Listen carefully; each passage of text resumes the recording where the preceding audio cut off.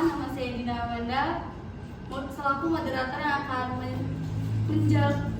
mengatur jalannya presentasi kita pada pagi hari ini. Baik, sebelumnya judul makalah kami berjudul Bangsa dan Negara. Untuk mempersingkat waktu, saya akan mulai presentasi dari saya.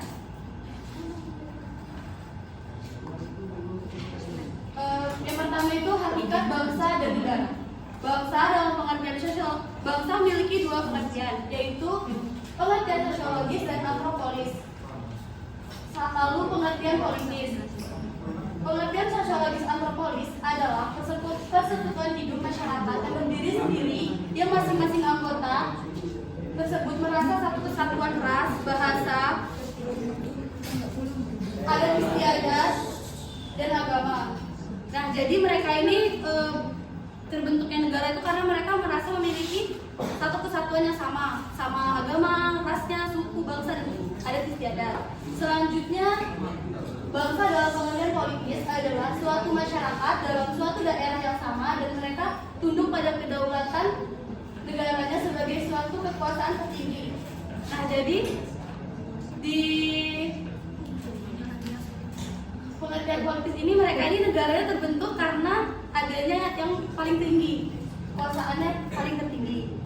Baik, selanjutnya negara yang akan dijelaskan oleh Tegar.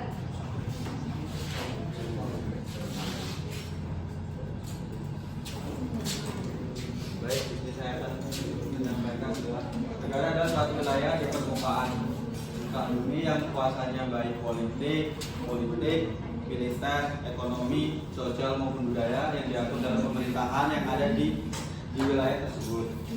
Nah, dalam konteks umum ataupun teori modern, negara terbagi dalam dua negara kesatuan, yaitu negara kesatuan dan negara kesatuan. Secara sifat negara secara umum yaitu sifat memaksa atau monopoli dan sifat mencakup semuanya. Baik, selanjutnya tentang hakikat bangsa dan negara Indonesia yang akan dijelaskan oleh Aldo Maulana. Hakikat bangsa dan negara Indonesia dibagi menjadi tiga teori, yaitu teori kontrak sosial atau teori perjanjian masyarakat, beranggapan bahwa negara dibentuk berdasarkan perjanjian masyarakat dalam tradisi sosial masyarakat. Yang kedua, teori ketuhanan dikenal istilah doktrin. Teori ini ditemukan di timur maupun di belahan dunia barat.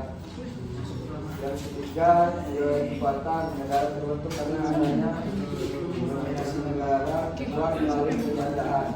Menurut teori ini, kekacauan menjadi penjajahan dari terbentuknya sebuah negara.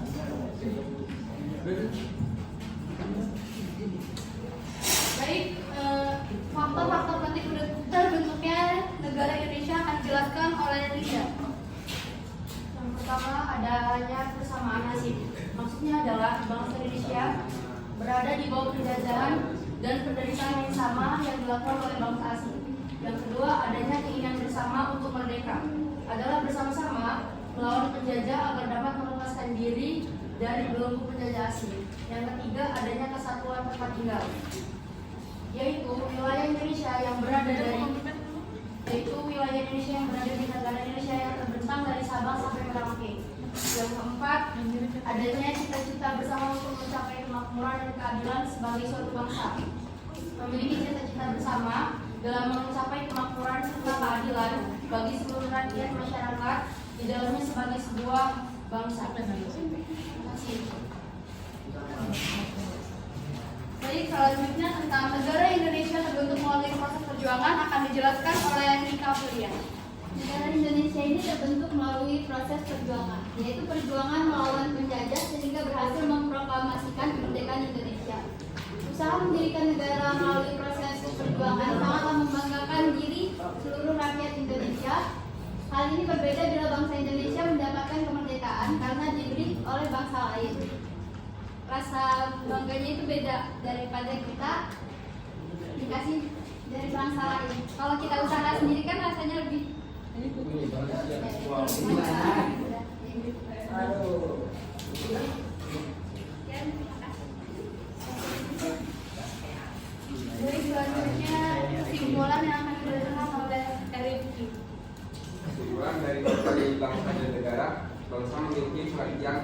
ideologi metropolis. Sifat negara secara umum yaitu sifat memaksa, monopoli, dan sifat mencakup semua. Proses terbentuknya negara dibagi menjadi 3, yaitu teori kontrak sosial, teori kekuatan, dan teori ketuhanan. Negara Indonesia terbentuk melalui proses perjuangan. Baik, selanjutnya akan kami buka sesi tanya jawab. Kami akan mengambil 3 pertanyaan dari teman-teman semua. Baik, yang pertama, Apa yang dimaksud dengan politis? Makasih. apa yang dimaksud dengan politis? Baik, untuk pertanyaan kedua, Nanda apa? Ini lo ligo lo.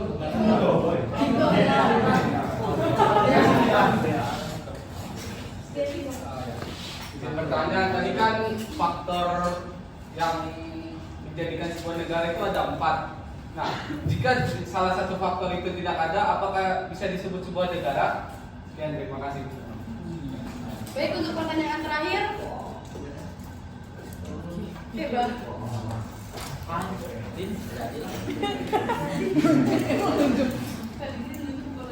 Apa yang dimaksud dengan model ortodoks dan model mutakhir?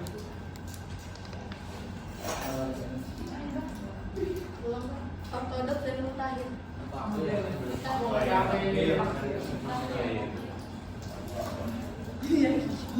Baik, kami akan mencari jawaban dari pertanyaan 3 apa itu jawaban?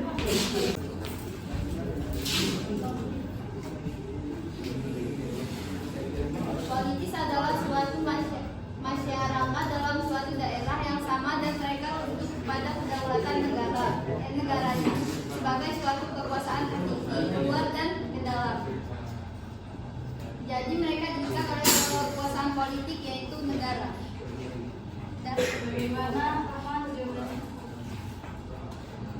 Baik, pertanyaan kedua dari Eba, apa yang dimaksud dengan ortodoks dan mutakhir akan dijawab oleh Tegar Handoko. Ini saya akan menjawab. Ortodok itu bermula dari adanya suatu bangsa terlebih dahulu dan membentuk suatu negara sendiri. Kalau mutakhir itu bermula dari adanya suatu bangsa terlebih dahulu, tetapi penduduk negara merupakan sekumpulan suku bangsa dan ras.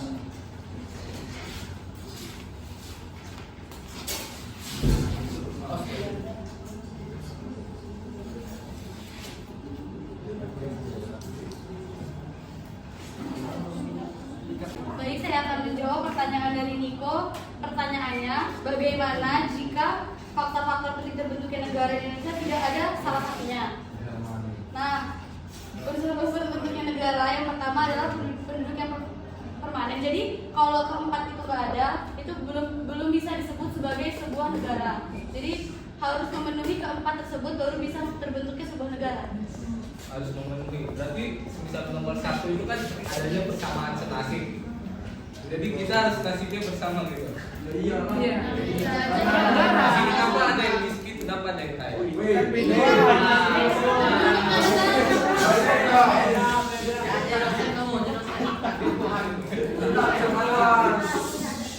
Coba kita dengarin dulu gimana? Kenapa kan ada yang bersama nasib? Jadi seandainya negara tersebut masyarakatnya harus nasibnya sama dong kan? Iya.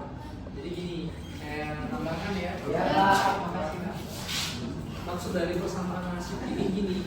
Jadi kan kita kan rakyat Indonesia sebelum sudah dijajah selama berapa tahun? 50. Oleh Jepang berapa tahun? 1